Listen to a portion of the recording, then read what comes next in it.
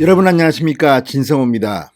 유시민 노무현재단 이사장이 지난 16일 이 노무현재단 유튜브 알릴레오 북스에서 했던 발언이 지금 주말 내내 화제가 되고 있습니다. 유시민 씨는 지난 교보문고의 이 한 대화에서 생각이 바뀔 수도 있다. 사람 나이가 60이 지나면 생각이 바뀔 수도 있다는 취지의 발언을 해서 유시민이 돌아오는 것이냐, 정계 복귀냐, 지금 친문 후보가 없다. 친문 후보로 유시민이 다시 대통령 선거전에 투입되는 게 아니냐, 이런 관측을 나왔습니다. 이런 관측은 비단 야권뿐만 아니라 여권 내에서도 유시민 그래 와라. 지금 이낙연 인기가 떨어지고 있고 정세균은 5%도 지지율이 안 나온다. 그리고 이재명 20% 넘는다고 하지만 믿을 수가 없다. 아마 이재명이 대통령이 되면 문재인 대통령 뒤통수를 칠 것이다. 믿을 수 없는 후보다. 이런 이야기들이 친문 진영에서는 많이 나옵니다. 그래서 친문 진영은 유시민의 정치 복귀를 환영하는 듯한 그런 움직임도 있었습니다. SNS나 인터넷 기사 댓글을 보면 여전히 유시민은 그렇게 간단한 인물은 아닌 것 같습니다. 자, 이런 논란이 일자 유시민 씨는 자신의 유튜브 채널에서 분명하게 말했습니다. 그런데 유시민 씨의 발언, 모욕적이다, 장난감이냐, 이런 발언을 하면서 몇 마디를 했습니다. 그런데 그 발언이 친문 진영을 발칵 뒤집어 놨습니다. 문재인 대통령도 이 발언을 들으면 상당히 기분이 나쁠지도 모릅니다. 그리고 한 사람, 이낙연 전 민주당 대표는 이 말을 들으면 상당히 불쾌할 겁니다. 안 그래도 지금 힘이 빠지고 있는 이낙연, 완전히 부관 참시하는 듯한 그런 발언일 수도 있다는 생각이 들기 때문입니다. 자, 유시민 씨 유튜브 알릴레오 북스에서 무슨 발언을 했을까요? 진성호의 직설 시작합니다. 방송에 앞서 아직 진성호 방송의 구독자가 아니신 분들은 붉은색 구독 버튼 눌러주십시오. 더 좋은 방송으로 보답하겠습니다. 자, 유시민 씨가 최근 자신을 둘러싼 정계 복귀설과 관련해서 뇌피셜이다. 근거가 없는 주장이란 말입니다. 뇌피셜이다. 자기들 나름대로는 이런저런 근거를 대면서 이야기를 하지만 다 근거가 없는 것이다. 이렇게 선을 그었습니다. 근데 재밌는 것은 자기들 나름대로는 이런저런 근거를 대면서 이야기하지만 이 표현을 쓴 겁니다. 왜? 유시민 씨가 이런 발언을 제공했기 때문입니다. 자, 유시민 씨는 16일 노무현재단 유튜브 알릴레오 북스에서 남의 인생을 장난감 취급하는 것이다. 이렇게 크게 반발했습니다. 지금도 정계 은퇴를 선언했던 그 생각 그대로이고 앞으로도 그럴 것이고 다시 선거에 나가거나 정부에서 일하거나 하지 않을 것이라고 단호히 말했습니다. 그러니까 유시민 씨는 이미 2013년쯤인가요? 정계 은퇴를 선언했습니다. 선출직에는 나가지 않겠다. 그리고 정부에서 공무원 세비를 받는 일, 월급, 세금을 받는 일은 하지 않겠다고 분명히 했습니다. 그런데 8년이 지난 지금 내년 선거를 앞두고 친문 진영의 뚜렷한 대권 주자가 부각되지 않자, 그리고 이낙연 전 민주당 대표가 지지율이 급락했습니다. 엊그저께 한국갤럽은 5%까지 떨어졌습니다. 이걸 보면 과거에 혼자서 독주했던 압도적인 1위를 했던 1년 전과 비교하면 정말 격세지감이 있습니다. 그동안 윤석열이 치고 올라왔고 이재명도 여전히 건재합니다. 자, 지금 이재명과 이낙연의 지지율 차이는 2배, 3배까지도 나고 있습니다. 이런 가운데 친문 진영의 주자가 없자 제3 친문 후보로 유시민이 거론되기 시작한 겁니다. 그리고 유시민이 60이 넘으면 생각을 바꿀 수 있다는 취지의 발언을 함으로써 그런 떡밥을 깔아놓은 겁니다. 자, 유시민 씨는 대선 출마 관련해서 이렇게 말했습니다.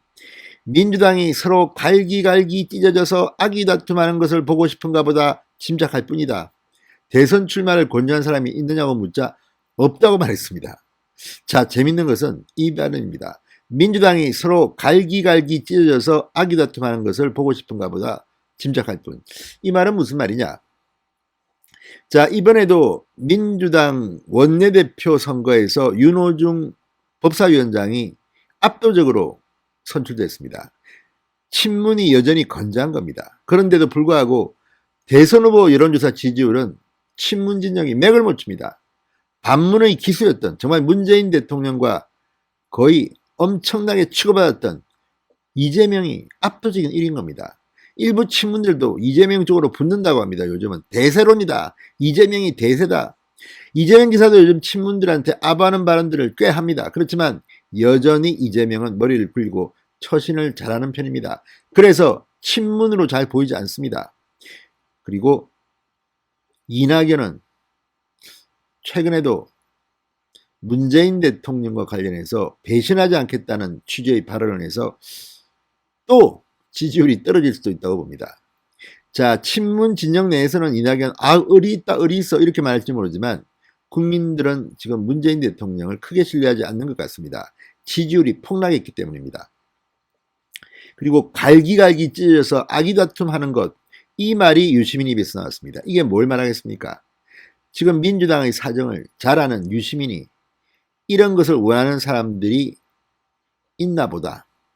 그러니까 야권은 이렇게 바라고 있을지도 모르고 또 실제로 민주당 내부는 최근 거의 콩가루점이 되고 있습니다.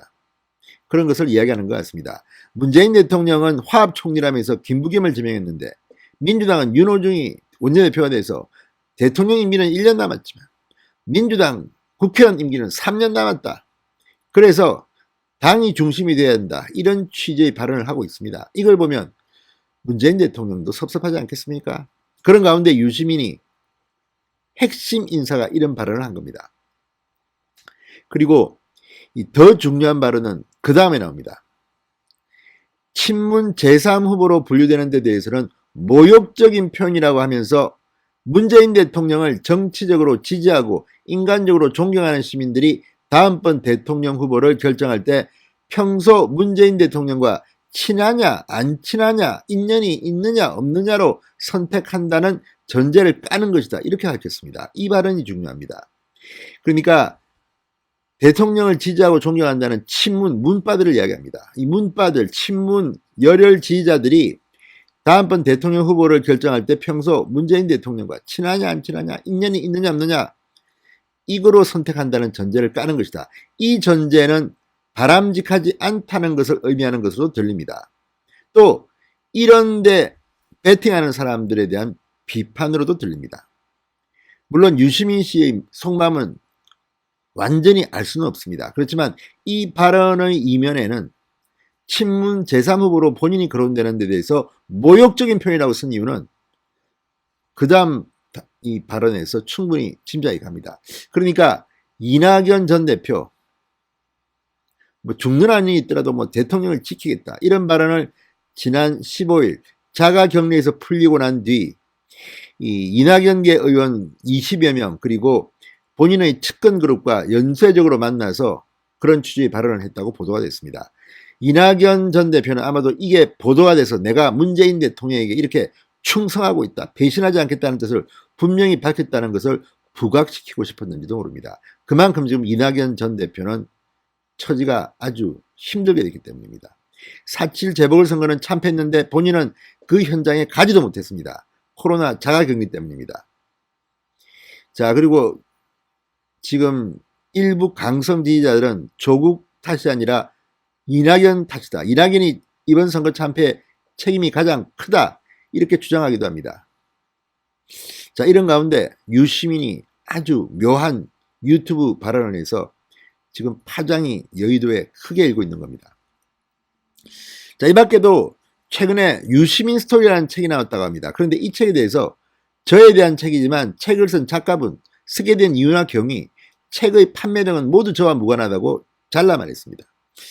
그러니까 유시민이 인물은 인물입니다. 아무튼 정치는 안 한다고 하고 유시민 책이 나왔는데 본인과는 관계없는 다른 제3자가 썼다는 겁니다. 자, 어쨌든 이 유시민 씨의 발언을 듣고 있으면 문재인 대통령도 별로 기분이 좋지 않을 겁니다. 그래도 민주당 대통령 후보는 나를 지켜줄 수 있는 사람이 돼야지, 나와 인연이 있고 나를 지지하는 친한 사람이 돼야 되는데 유시민 발언을 들으면 이건 뭐 꼭 그렇게 하는 것이 맞득지 않다는 거냐 뭐냐 이렇게 생각할 수도 있습니다. 그리고 이낙연. 자, 이낙연의 발언은 이렇습니다. 죽는 한이 있더라도 문재인 대통령을 지키겠다. 이낙연답지 않은 말이고 이낙연다운 말이기도 합니다. 자, 지금 이제 대통령 선거가 1년도 남지 않았습니다. 지금 이재명이 너무 독자하기 때문에 민주당 진영에서는, 특히 친문 진영에서는 난리가 났습니다. 과연 그 기간 동안 정세균이 치고 올라올 수 있을까요? 그 가능성은 없습니다. 정세균 전 총리가 만약에 정말 대통령이 되고 싶었다면 작년 말쯤은 나왔어야 합니다. 너무 늦게 나왔습니다. 그리고 이 나온 시점에 코로나 방역이 해결이 안 되고 더 꼬였습니다. 정세균의 이미지는 노란옷 사람입니다. 노란옷 아저씨. 늘 노란옷 입고 나와서 코로나 이야기만 했습니다. 그런데 결과는 어떻지요? 해결보지 못하고 나오고야 말았습니다. 자, 어쨌든 유시민의 발언에 많은 것이 함의되어 있습니다. 이 발언, 문재인, 이낙연 상당히 충격받았습니다. 진성의 직설이었습니다. 여러분 감사합니다.